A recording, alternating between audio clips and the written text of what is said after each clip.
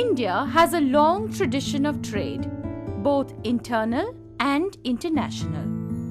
International trade can be traced back to the pre-Christian era.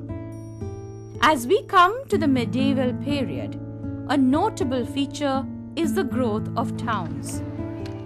Often, towns grow from villages. One of the chief reasons for this is the growth of trade. During the Sultanate period, which lasted from the early 13th to the early 16th centuries, the economy of towns flourished. This was due to the establishment of a sound currency system based on the silver tanka and the copper dirham. Ibn Battuta, the 14th century Moorish traveller, had visited India during the Sultanate period. He had described the teeming markets of the big cities in the Gangetic plains, Malwa, Gujarat, and southern India. During the Mughal period, due to relative political stability and uniform regional governance, trade increased. The rapidly increasing foreign trade led to the development of marketplaces not only in the towns but also in villages. The production of handicrafts, cotton, silk, and other luxury items increased in order to keep up with the demand for them in foreign countries. First, we shall discuss the markets, different types, and then we'll go into the pattern of the internal trade. Actually, the market of the internal trade of Mughal India constitute a consistency over the years, increasing both in number as well as in the quality or its rich products. It had continued from the Sultanate period, particularly from the 14th century of the Sultanate period, from where we have accounts of the internal trade very much in details. There are different levels of markets. For example, if we take the low one, the village market. Villages were of two kinds, one might say.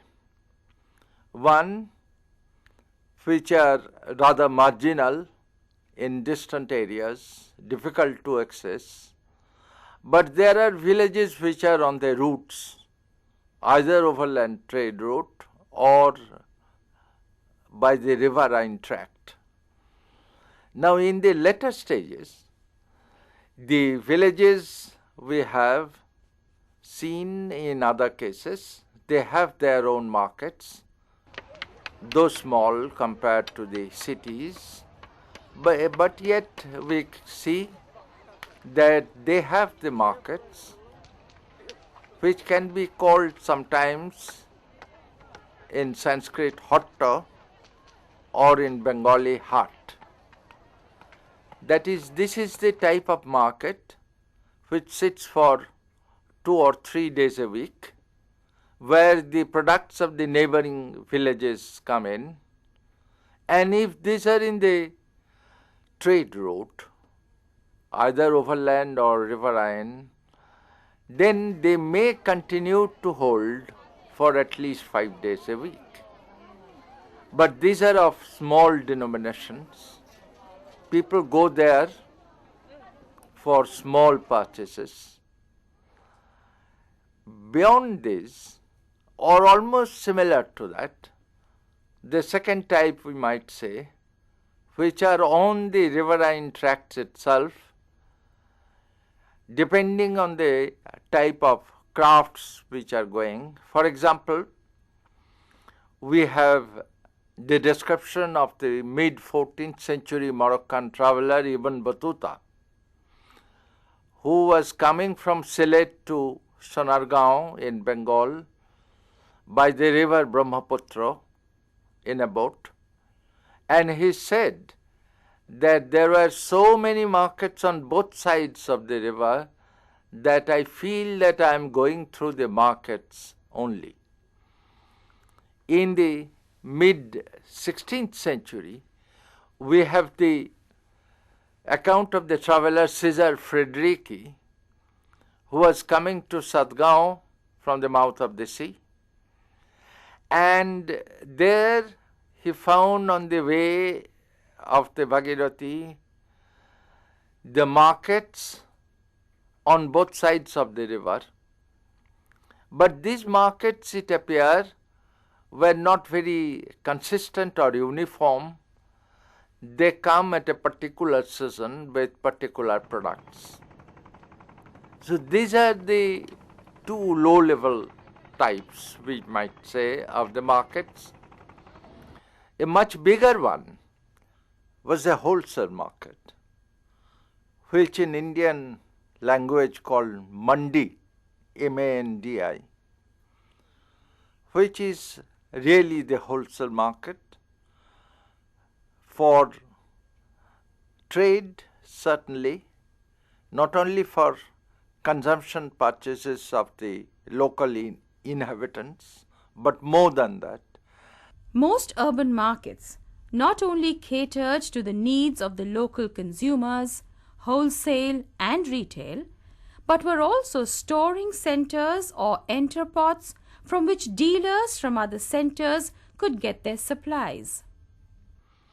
Now these mandis, which has been found almost in every pargana, at least one, in the Mughal Empire, these mandis, they are also there in the suburbs of the big cities.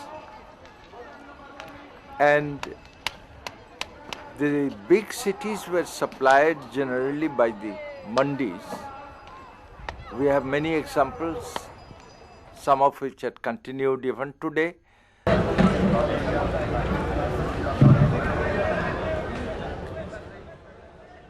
This is the flower mandi of Delhi. Every day, beginning around 4 in the morning, traders gather here with flowers. Flowers come here straight from the growers as well as from traders. Both wholesale and retail trade takes place here. By about 9:30 a.m., this place will be cleared. Now there are others examples. The growth of Patna, for example, after 1670, was partly due to the suburbs, which later became modern Patna, and this was due to the wholesale market or markets which were there in the suburbs of Patna. Now, the bigger cities, the next type of markets, are in the bigger cities where one has the wholesale market just outside the city. There was also the market for cattle and horses in Delhi, which was outside the walls of the city. But the city itself has certain internal markets run by internal trade also. And these are sometimes very much specialized. For example, in Delhi, we know that there were specialized items being sold in specialized streets. In one place one could get sweetmeats, in another street one could get equipments of war, etc. So we have in the city already two different types of markets. One is the mandi, which is practically the suburbs, and the other is the specialized markets within the city itself. There is the third type of market within the city, and that is a far more mixed one in the Maidan or Chowk, where in the morning and in the afternoon the shopkeepers come with their wares to sell. Bernier has given a very good description of such market of Delhi and Agra. But it is a mixed one in the sense that these were also the areas where professional people come. Nicolai Manucci, an Italian traveler of the 17th century, at one time became a professional physician, and he used to sit in the market and practice. In the 16th century documents, we have many references of these kind of physicians, astrologers, even poets in the markets of the cities. So therefore the markets are of different levels or of different types. On the river banks, in the villages, in the cities, big cities particularly, but there is also the small city, which is neither a city nor a village, although it is called a market town.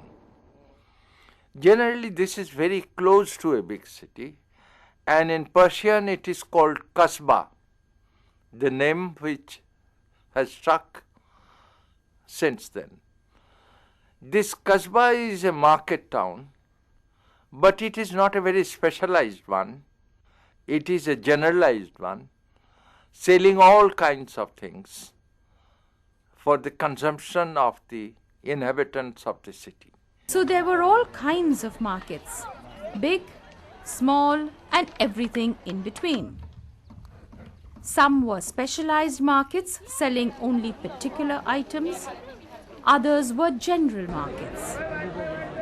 In some of these markets, they sold not only merchandise but also talents such as music, magic, medicines, etc. In general, markets were places where many activities took place at the same time. The number of such markets went on increasing in the Mughal Empire because of various reasons, which we would come a bit later.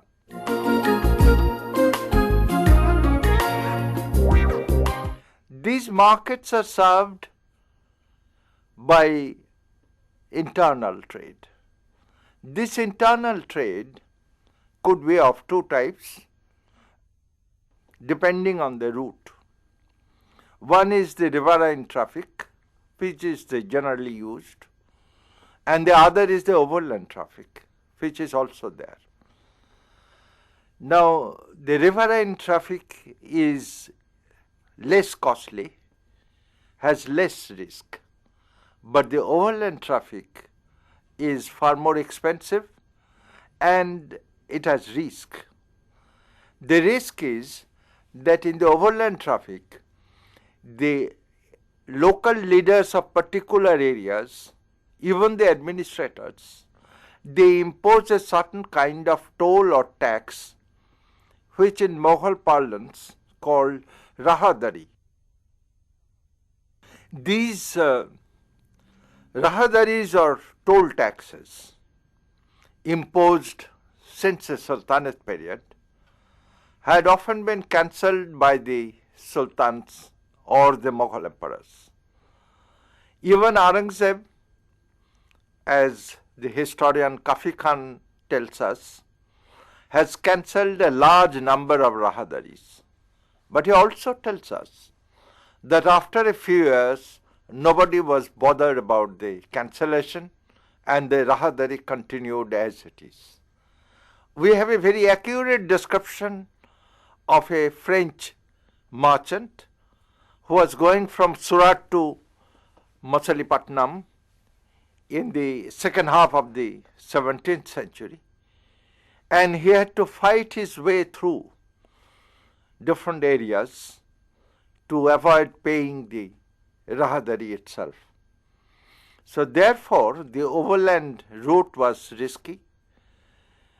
The riverine traffic was preferred, as late 16th century traveler Ralph Fitch stated that he saw huge convoy of boats coming from Agra to Patna. He was obviously in one of those boats. But the fact remains that people for short distances like to go by overland traffic, for the simple reason that it is possible to go during the bad weather. The overland route has also another problem. Beyond South India, the bullock carts cannot go. So, bad weather prevented riverine transportation. Rahadari discouraged overland traffic and bad roads prevented bullock carts. Then what was the mode of transportation? They had to use bullocks to convey the luggage, the goods. For this purpose, there were tribes or groups known as Banjaras. The Banjaras were tribesmen who moved with their families over long distances, sometimes with thousands of oxen carrying food grains, pulses, ghee, salt, etc., trading on their own or carrying goods for the bigger merchants. They always do specialized trading, salt or rice, something like that, and then they go throughout the year, throughout the country with their packs of bullocks. One might say that they don't have any kind of permanent residence of themselves. They always live in tents, they carry their tents with them. There is a leader who gives order, and these bullocks of the Banjaras, they are also well trained in that sense to carry the goods.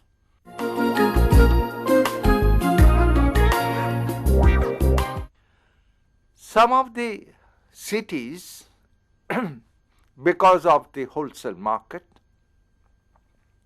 and because of the villages attached to themselves, become famous for certain kind of products. Abul Fazl, in his Ain-e-Akbari, has given the list of the villages or land attached to a particular city. Almost all the cities have their lands. And the products of these villages or the land come to the city itself, and thus the city becomes a little bit of a parasite, as Irfan Habib says. It becomes a parasite because it takes the revenue from the village, then they take the product of the village with some kind of a tax. We know this kind of tax, the details of the tax, from a 18th century document of Cambay, where the details of the entry tax, the toll tax had been given. In this we see that mostly the provisions are coming apart from cotton, and in the provisions the melted butter predominates. Whatever the sort of production or the kind of trade, the fact remains that certain cities become important for certain products, although there are other products there as well. For example, Sajjadpur in UP was famous for making of paper. Rajasthan was famous for marble and other stones. Patna was famous for scented utensils and for opium and sulfur. Bengal was famous for silk. Kasim Bazar was the most important one, and Malda as well, and also for cotton cloth. Ahmedabad was very important for silk, and the foreign companies used to reside there, including the Dutch, for the purchasing of the silk. Certain villages become important because of their raw materials. For example, Sarkhej in Gujarat near Ahmedabad was famous for its opium. In UP, near Agra, a place called Biana was also becoming important till almost 1665 because of its opium production. So certain villages have raw materials, and these raw materials are carried into the cities, and the cities become famous because of their crafts, because of their production. Now, as a result, we see the growth of the internal trade. But this internal trade is not only between city to city. It has been stated that the internal trade of the foreign merchants of the East India companies of Europe started first in the coastal areas. That is, the coastal trade they used to do, and they made their money in the coastal trade before exporting these to Europe. The Indian merchants also did the coastal trade, and in the coastal trade we had all kinds of products. For example, the French used to send rice to Coromandel from Pondicherry in times of famine. There are other examples of similar nature. So therefore, the pattern of the internal trade depends very much on various factors, on geographical factors as well, on historical factors as well. For example, Surat had a very good overland route with Delhi and Agra. Cambay has also the same route. This route continued till the beginning of the Maratha-Mughal war. Once the Maratha-Mughal war started, this route was destroyed practically, and Surat had lost much of its internal trade and revenue. But overland trade continued in other parts of India. For example, in the early 18th century, there was a vibrant caravan trade between Agra and Patna. Once a year, the Agra caravan used to come to Patna with various merchandise. This continued till the coming of Nadir Shah. But there are other geographical factors involved in the change or the destruction of the routes of the trade. For example, Multan has a very good connection with the Indus River through a canal. But in the second half of the 17th century, the canal was gone, and the trade, riverine trade, was gone also. There was an attempt to continue the trade between Multan and Sindh by overland route, but that did not last very long. So therefore, the trade, internal trade, although very prosperous in Mughal India and increasing daily, depended to a large extent on political as well as geographical factors, and also, as we see, on the demands particularly of export. For example, Machilipatnam had a very large hinterland, and its two products, which are sought after by the foreign merchants as well as by the Indian merchants, one is the cotton cloth and the other is a special kind of red cloth called chintz, C-H-I-N-T-Z. And chintz continued till the end of the 17th century, after which we find Machilipatnam in decline. There were other such economic factors, for example, for the growth this time, for example, of Kasim Bazar, the raw silk. It was a small village. It grew into a big village because of the abundant production of raw silk. But it did not grow into a city at all. In case of certain other areas, the internal trade helped. For example, in Gujarat, Cambay's was most important for cotton supply to Surat and Bombay, And Camby's center of cotton was a place called Jambusar. And this Jambusar was a small village in the early 17th century. It became a small city with a fort in the second half of the 17th century. It became quite famous in the 18th century.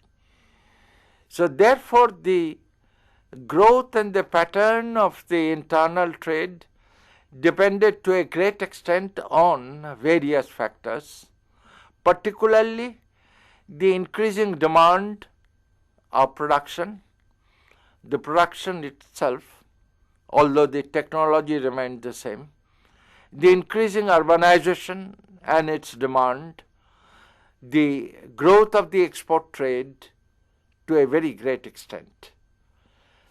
Now, this internal trade, as we would see, remained at the same time bound in coastal areas also. For example, Bengal, Gujarat continued both as an internal trade and as an overseas trade, in the sense that from both Bengal and from Gujarat there was overseas trade itself. Then we have Bengal Coromandel, Coromandel Gujarat, Rajasthan Agra, etc.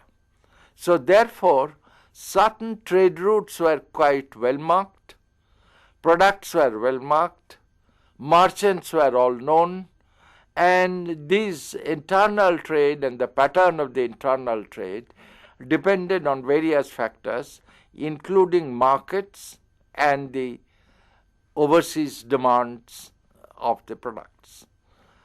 Now, the growth of the overseas trade led to an increasing demand on the internal trade itself.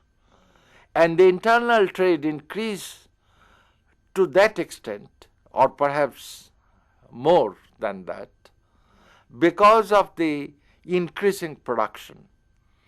And this increasing production was possible to a great extent due to the increase of agriculture and agricultural products.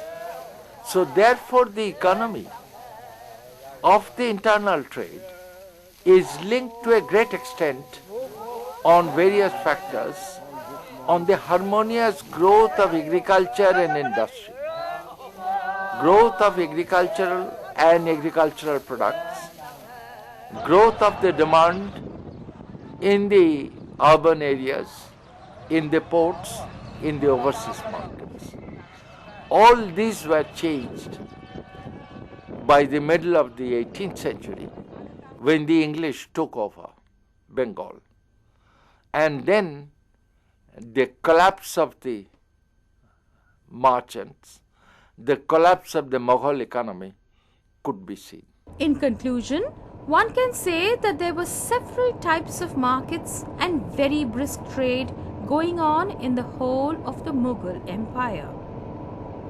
As Satish Chandra says, supply of food grains to the towns was an important feature of interlocal trade. Apart from foodstuffs, the villagers also supplied raw materials such as cotton, indigo, etc. for many urban manufacturers. Sometimes caravans of 30,000 bullocks moved under state protection for the supply of food grain to the army. Thus, there was a complex network between the towns and between the towns and townships.